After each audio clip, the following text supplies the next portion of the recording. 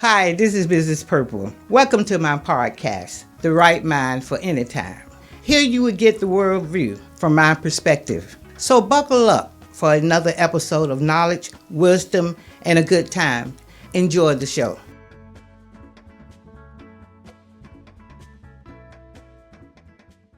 Mrs. Purple, The Right Mind for Any Time. Thank you for coming back and listening to my podcast. This podcast, I don't even want to put a label on it because it's just a general conversation that I had with my grandmother and my God, which put the burden on my chest to talk about. Every time you turn on the TV is about immigration. Every time you turn on the TV is about DEI. Well, something is going on in Washington, D.C. Because when you lay off that many people, you still not what you call the budget. Because those people got to go on unemployment. Anytime you sign a paper to close down somebody's job, you sit up there and you have this smirk grin on your face. I'm going to tell you about black people. They lived 400 years in slavery and they overthrew slavery. No matter what you get a black person, they can still survive. Because in the real reason, if you cut a white man arm and cut a black man arm, you still going to get red blood.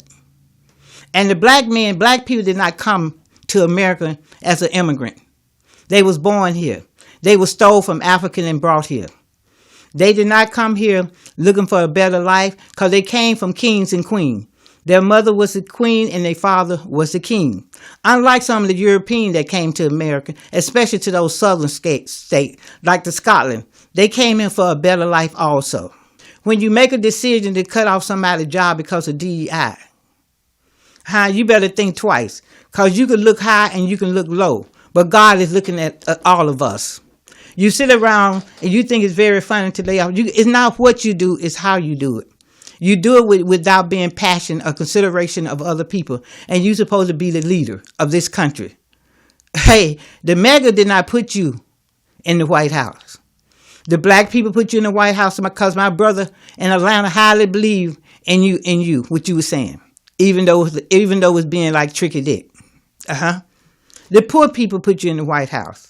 People was expecting a better life in the and you can't even get the egg down to what they used to be. They $10 and $9. That hit an average person who have an average job. And that's a lot of money for an average person to try to pay. You sit up there and you order electoral secretary of state or treasurer and all this stuff. And the person that's making the final decision is not even a governor job, an official governor job. He'd have never been boarded by the senator or the Republican for having that position that he have to make all those kind of decisions. Every time you look around, he's in the White House. He doesn't even have time to manage his own Tesla for trying to mess with the federal government. He doesn't even know how the federal government works because the federal government is not a simple thing as you own a Tesla and I get rid of 15,000 people. The federal government is intertwined, extwined, and all kind of twine. And you break down one program in 4 years, it's going to take years and years to implement that program back again. Also, with DEI, you cannot be a pilot unless you follow all the criteria. My thing with this White House, you got the Democratic vote fighting on this side, you got the Republican on the other side. Somebody I really see and believe in is Jasmine Crockett, and I pray for her every night for her safety. Because, see, I'm from Alabama. I was living in Alabama when they had the Ku Klux Klan. I'm almost thinking about Jasmine Crockett when she said that I knew I was qualified when I went to the White House. I didn't have to hold my head down because I had to be double smarter than the white boys. I had to be double smart than the white girl. But, I study people. I look and see what they do to accomplish things. And if it's good for me, if it's good for them, then I'm going to try it out. My thing is that we're looking at this television also about the Democratic and the Republican. The Democrat does not have any fucking balls.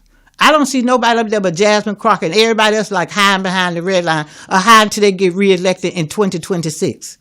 Do you think people going to forgive you in 2026 when you just screwed up America from the right to the left? The Democrats need to get a backbone. Those people that came out in the 60s, they had a backbone. Dr. King, he had a backbone. These people in the White House now are afraid of losing their position if they don't do the right thing. But you're going to lose a position anyway because America is not going to think about what you did them 4 years. They're going to think how you did it. You tend to tamper with the veteran, and the veteran gave their lives. What a shame that America got to offer. And then in all this cut that you did with the federal government, you cut veteran people that gave their life for this country to be to have their freedom.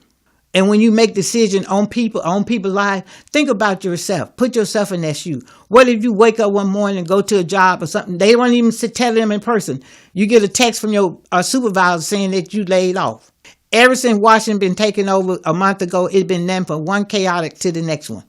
So when you think you got real power and you can hurt people, my thing is let's start praying. Forget about boycott. You can do that also. But praying has opened up a lot of doors. And I know a lot of people praying that it get to be better in America than what it was now. It can't get any worse. A piece of paper and a clipboard and a black pen, it screws up the whole federal system. But remember, God is looking high, but he's looking low on you. Thank you very much for listening to my spiel on my podcast, The Right Mind for Any Time. Have a blessed day.